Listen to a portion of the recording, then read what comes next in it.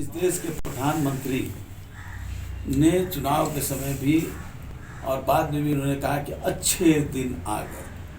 तो ये उनके अच्छे दिन हैं, लेकिन भारत की जनता के लिए बुरे दिन हैं।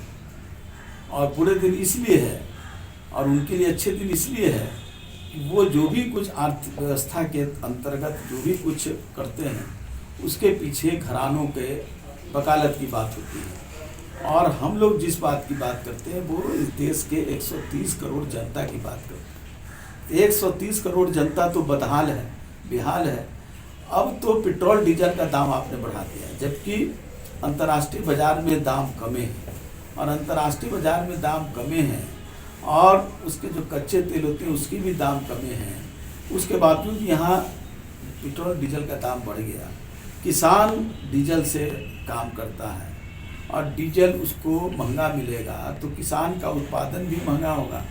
आम लोग जो गाड़ियों में अपनी तेल लेते हैं उससे भी जो उत्पादन चीज़ें हैं या वितरण की सामग्री है उसका दाम बढ़ेगा। तो दाम बढ़ेगा तो उससे लाभ किसको होगा? लाभ तो जनता को नहीं होगा, लाभ कुछ बड़े लोगों को होगा। रिलायंस वाले लोग हैं या जो लोग हैं जिनका एजेंसी है। अब तो पेट्रोल कंपनी इंडियन ऑयल और ये भी बिकने वाली है। ये बेचू सरकार है, तो बेचू सरकार बेच रही है और हम लोग को जनता को मार रही है। ये निंदनीय ही नहीं, बड़ा ही प्रताड़ना कर रही है जनता को, किसानों को, आम लोगों को। कई शहरों में ट्रिपल डिजिट में आंकड़ा चला गया है पेट्रोल के दामों का, लेकिन फिर भी सरकार जो है प्राइवेटाइजेशन पर ध्यान ज़्यादा दे रही है। मैंने तो कहा तो कि ये बेचू सरकार है। बैंक में बेच दिया, एयरपोर्ट बेच रहा है, रेलवे बेच रहा है, बैंक बेच दिया। 2020 में 2,38,000 करोड़ रुपया 100 बड़े घरानों को उन्होंने माफ कर दिया। एनपीए जो हो गए थे। और इस साल, इसी साल में बता रहा हूँ, 68,000 करोड़ रुपया 100 घरानों को माफ कर दिया। एग्रीकल्चर बेस्ड इंडस्ट्री की बड़ी संभावनाएं हैं। हम लोगों ने भी उस पर काम किया था।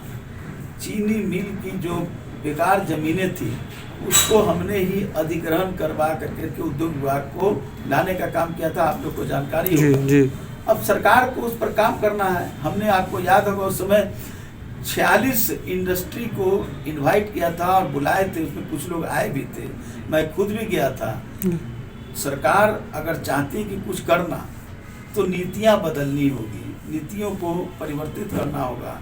और कोई इंडस्ट्री आएगा तो आपके यहाँ सिर्फ दाम देने के लिए नहीं आएगा, लाभ के लिए आएगा। और उस लाभ से आपको भी लाभ होगी। तो लाभ होगा उनको 3-4 चीज़ें इम्पोर्टेंट है। एक तो टैक्सेशन में छूट। तो बिहार की जो अर्थव्यवस्था है वो आप देख रहे हैं कि अब परमानेंट की जगह संविदा पर सब बहाली हो रही है। सारी स्थिति जर्जर है। पेंशन पर भी वही लगा हुआ है मोहरा। आपका हर एक चीज़ से बातें हो रही है, लेकिन अर्थ स्थिति देखिए या आर्थिक सर्वेक्षण रिपोर्ट देखिए तो बिहार की आर्थिक स्थिति बहुत खराब है। तो आप टैक्स देने की स्थिति में नहीं है। हमने तो सोचा था कि माननीय मुख्यमंत्री जी गए हैं प्रधानमंत्री के पास तो बिहार को विशेष दर्जा की मांग करेंगे, स्पेशल पैकेज की बात करेंगे।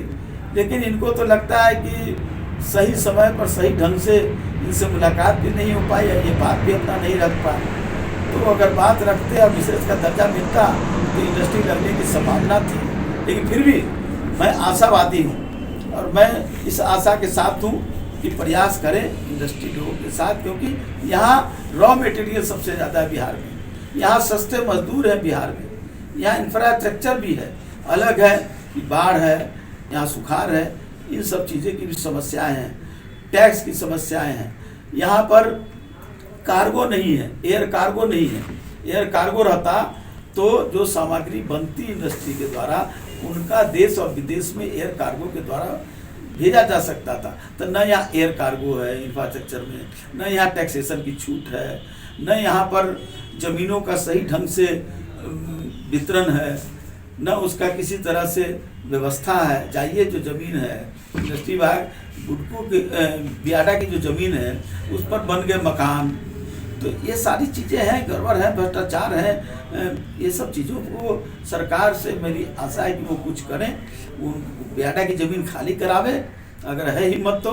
कौन तो जनता दलियू है, इसके मुख्यमंत्री हैं, वो स्टेफनी बाबू हैं। अब स्टेफनी का अपना एक दबाव न पड़ेगा तो भारतीय जनता पार्टी का दबाव ज़्यादा पड़ रहा है। उस दबाव को सहने के लिए वो चाहते हैं कि कुछ लोगों का सहयोग ले ताकि मेरा ट्यूब नहीं फटे, तो इसमें वो लगे हुए हैं। यानी बैलेंस कर रहे हैं बीजेपी के मुकाबले अपने आप को। अब वो क्या कर रहे हैं क्या नहीं कर रहे हैं, लेकिन उनका स्टेपनी फटने वाला है और स्टेपनी का ट्यूब फटे नहीं, इसलिए वो पुरजोर प्रयास कर रहे हैं। जो भी रिपोर्ट था माननीय मुख्यमंत्री जी के पास दे दिया हूँ। मेरी व्यवस्था है कि मैं कुछ चीज़ों पर नहीं बोल सकता हूँ क्योंकि कुछ गोपनीयता होती है जी। और उस गोपनीयता को मेरे जैसा व्यक्ति हम उसको स्वीकार करते हैं, हम उसको अंगीकार करते हैं कि गोपनीय भंग करना मंत्री हो या नहीं हो, अगर हम गोपनीयता की शपथ लिए हैं तो उस गोपनीयता को भंग करना ये मेरे लिए संविधान विरोधी है। लगता है सर बहुत सारे लोग हैं जो मतलब सरकार को जल्द से जल्द खाली करनी। निश्चित, मैं तो यही कह रहा हूँ कि बियाडा में जो जमीन है उसका आकलन आप कर लीजिए, जाकर के देखिए कि कौन जमीन किस लिए लिए थे और कै गो इंडस्ट्री वहाँ बना है और कै गो मकान बना है, कै गो इंस्टीट्यूट बना है, कै गो बिजनेस सेंटर बने हैं।